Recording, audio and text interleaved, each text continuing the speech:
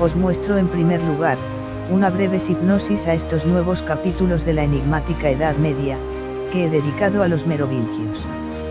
Veamos.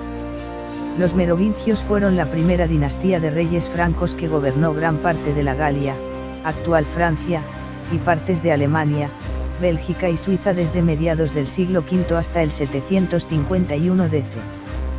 Fundada por Meroveo y consolidada por Clodoveo I, unificaron a las tribus francas tras la caída del Imperio Romano, sentando las bases de la Francia medieval.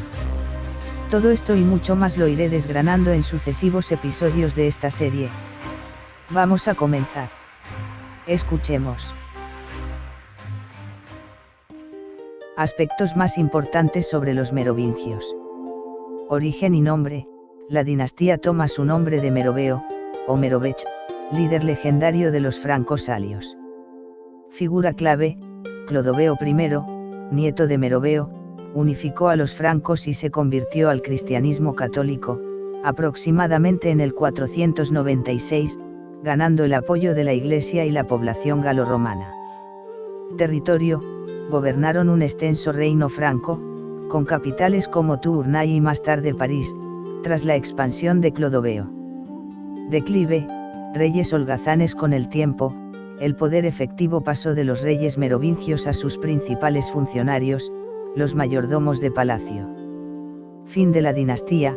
En el 751, el último rey merovingio, Childerico III, fue destituido por Pipino el Breve, dando paso a la dinastía carolingia. Características: eran conocidos por su largo cabello, visto como un signo de fuerza y poder. Su reinado marcó la transición crucial entre la Antigüedad clásica y la Alta Edad Media en Europa occidental. La sociedad y economía de los merovingios. En el reino franco se caracterizaron por la fusión de las tradiciones germánicas y la herencia romana, marcando el inicio de la Alta Edad Media en la actual Francia y parte de Alemania.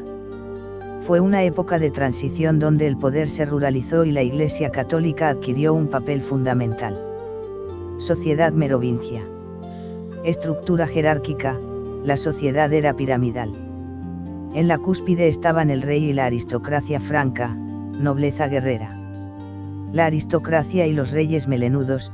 Los reyes merovingios eran conocidos por su larga cabellera, símbolo de su estirpe sagrada y poder, legitimidad.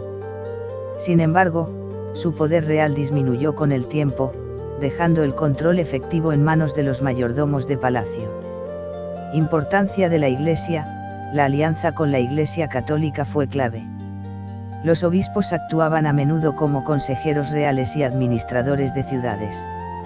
El papel del campesinado: la mayoría de la población eran campesinos libres o colonos que trabajaban la tierra para los nobles a cambio de protección, sentando las bases del feudalismo. Fusión cultural: se mezclaron las leyes y costumbres germanas de los francos con la estructura administrativa y la religión cristiana galorromana. Economía merovingia. Ruralización y agricultura: tras la caída de Roma, la economía se volvió mayoritariamente rural y agrícola. La tierra era la principal fuente de riqueza. Declive urbano y comercial: las ciudades decayeron notablemente, especialmente en la segunda mitad del siglo VII, cuando el comercio en el Mediterráneo disminuyó debido a las conquistas musulmanas, lo que afectó a centros comerciales como Marsella. Propiedad territorial: la nobleza y los monasterios concentraban grandes extensiones de tierra, regímenes señoriales. Sistemas de intercambio: aunque el comercio a larga distancia disminuyó, el comercio local y los mercados urbanos continuaron existiendo, aunque a menor escala. Herencia divisible: una característica económica y política distintiva fue la costumbre de dividir el reino entre los hijos del rey, lo que generaba constantes luchas civiles y debilitamiento del Estado. En resumen, la sociedad merovingia fue una sociedad de guerreros y agricultores, profundamente influenciada por la Iglesia y marcada por una transición de las estructuras urbanas romanas hacia un modelo rural y señorial que definiría la Europa medieval. La religión que profesaban los merovingios.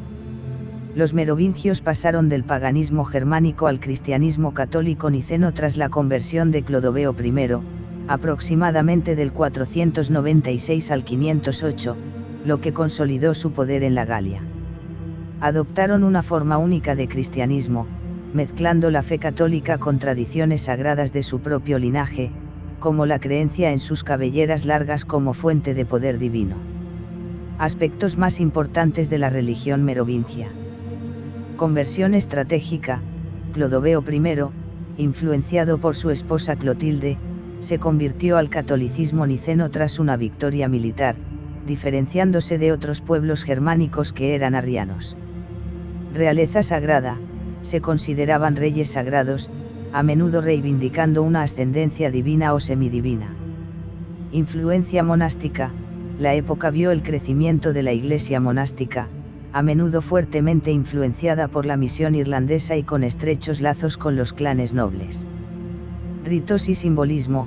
Mantenían tradiciones como la larga cabellera, regis criniti, que simbolizaba su legitimidad a pesar de su conversión. La sociedad merovingia integró elementos del paganismo anterior y la Iglesia a la estructura política y militar de los francos. Los monasterios en la época merovingia, siglos V al VIII. Fueron pilares fundamentales de la cristianización y expansión cultural en la antigua Galia, consolidándose tras la conversión de Clodoveo I. Actuaban como centros de poder espiritual, económico y cultural, frecuentemente fundados por familias nobles y la realeza, que a menudo establecían monasterios dúplices, monjes y monjas, bajo una abadesa. Aspectos más importantes de los monasterios merovingios. Fundaciones reales y nobles. Reyes y familias influyentes fundaban monasterios, ejemplo Jouarre, que funcionaban como centros de oraciones, contención familiar y, a veces, carrera prestigiosa para mujeres nobles. Arquitectura y estilo. Utilizaban planta basilical con triple cabecera, transepto y nártex. Se caracterizaban por estructuras a veces modestas que reutilizaban espacios romanos, evolucionando hacia conjuntos complejos. La cripta de Jouarre es un ejemplo destacado. Vida monástica. Inicialmente marcados por tradiciones diversas, comenzaron a adoptar influencias benedictinas, siendo, además de lugares de culto, centros de producción agrícola y cultura. Influencia y desarrollo. Más allá de su función religiosa, estas instituciones, como las impulsadas por figuras como San Columbano o posteriormente reflejadas en las fundaciones carolingias, muchas con raíz merovingia, consolidaron el poder territorial en la Galia. La arquitectura de este periodo, caracterizada por la sobriedad, sirvió de base para el auge monástico posterior en época carolingia. El arte y la arquitectura merovingia, siglos V al VIII. En la antigua Galia fusionaron tradiciones germánicas bárbaras con el arte paleocristiano romano. Se caracterizó por construcciones religiosas, especialmente baptisterios y criptas, la orfebrería de lujo con gemas, y un estilo ornamental geométrico, siendo un precursor clave del arte prerrománico. Arquitectura merovingia. Características: uso de materiales reutilizados, espolia, edificios pequeños, y técnicas constructivas que imitaban la tradición romana, a veces con influencias sirias. Edificios destacados, se centraron en iglesias, monasterios y baptisterios. Ejemplos incluyen el baptisterio de San Juan de Poitiers, uno de los más antiguos de Francia, y la catedral de Saint-Léonce de Fréjus. Tipología: uso de plantas basilicales, a menudo con nártex y decoración de capiteles simplificados. Arte y orfebrería. Orfebrería, destacaron en la creación de hebillas de cinturón, fíbulas, cálices y cruces, utilizando oro, plata, incrustaciones de granates y vidrios coloreados.